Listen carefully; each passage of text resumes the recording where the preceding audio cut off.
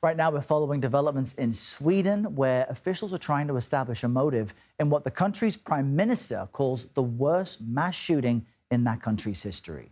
At least 10 people were killed in yesterday's attack at an adult education center. This is more than 100 miles west of Stockholm. Police say the gunman was also killed. For more on this, I'm joined by CBS News senior foreign correspondent Holly Williams in our London bureau. Holly, this is extremely rare for Sweden. What more do we know about what happened?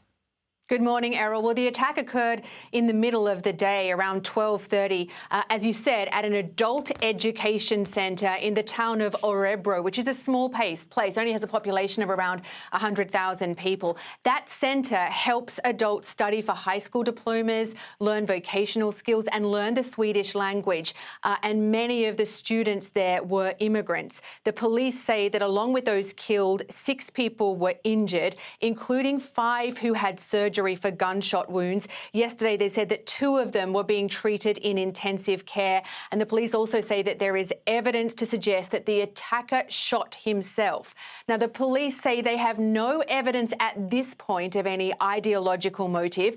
They do say that the man appears to have acted alone. He had never been convicted of a crime, and he was not known to the police until this incident. They say they are still trying to figure out why he did this. In fact, a day after the attack, we really know remarkably little about the attacker and what his motives were. According to Swedish media reports, which we can't independently confirm at this point, the attacker was aged around 35. He was unemployed. He was a recluse with little contact with his family, and he did have a hunting license to own and use a gun.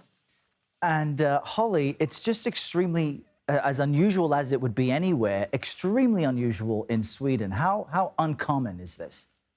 Well, look, Europe has much lower rates of gun crime than the US and much lower rates of gun ownership. To give you some context on that, in a 2019 US study found that the firearm homicide rate in the US was 22 times higher than Europe as a whole.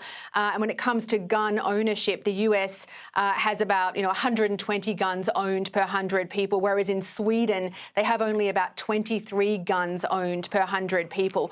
That is quite high, though, by European standards, and you must have a weapon license to own a gun. However, Sweden, which has a population of around 10 million people, has had the highest per capita gun violence in the European Union in recent years. A lot of those incidents have been attributed to gang violence, and shootings like this in schools remain extremely rare. Just a horrific tragedy. I know you'll continue to gather details. Holly, thank you.